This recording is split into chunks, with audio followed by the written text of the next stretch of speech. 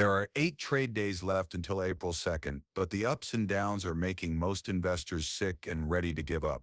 We also know that the markets have dropped before and will do so again before something happens. But what should we do in the next 10 days? That's not the point, is it? That which comes to mind first is, it got bad for 12 days in 1962. 7 days after the crisis began, the stock market hit its lowest point. However, it made up about 2/3 of its losses. Today, this is a great model to use. After hearing what you did, what do you think about the economy? Are you worried about what will happen to it? I know it's scary how quickly customer confidence has dropped. CEOs are shocked by this news because President Trump has a reputation for dividing people. The CEO doesn't have much faith in the company, and you can see them relaxing. We know there is a rising shock in the air and it won't last for months, it will only last for a short time. In my many vids, I often talk about how there can be a pump of about the same size after every big drop. At last we can feel and see how Trump's taxes are changing the market. However, when markets are this unstable, you can find a lot of good deals. This is especially true on red day when you can get XRP and other assets for a very low price. During red days, they usually go up in value almost right away.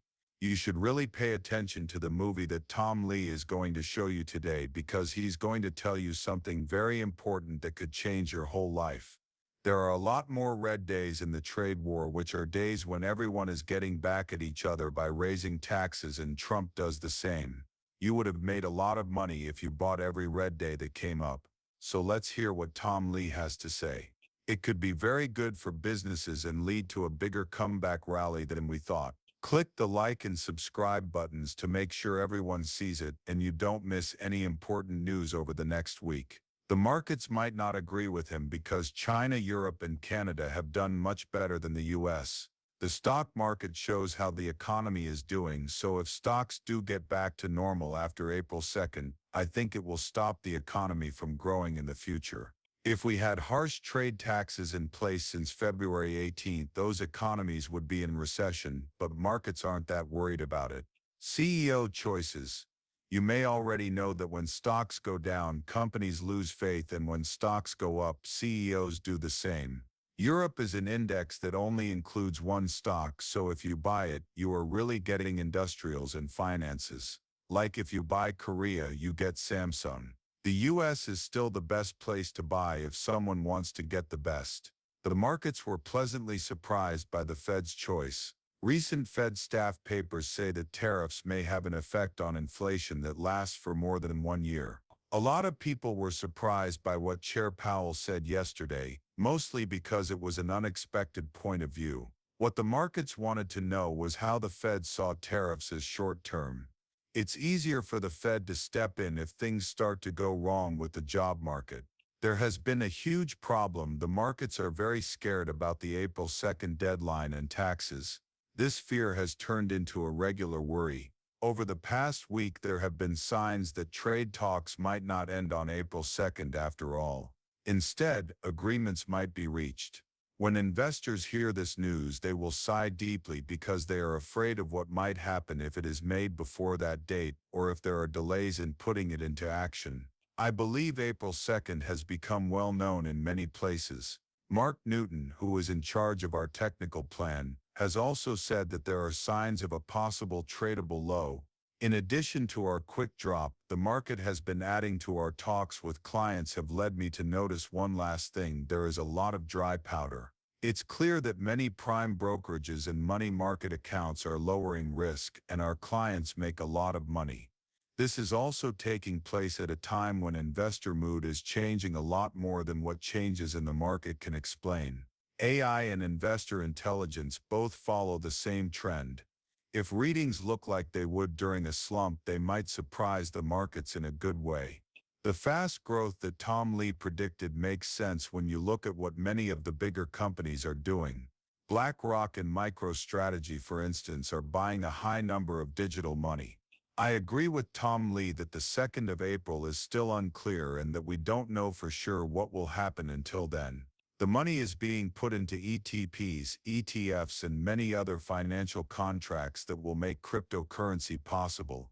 Then they can slowly take away market share from many of these companies and banks. Choose to raise everyone's prices tomorrow. It's not the first time this has happened, and it's not impossible, but the market will go crazy because it has before.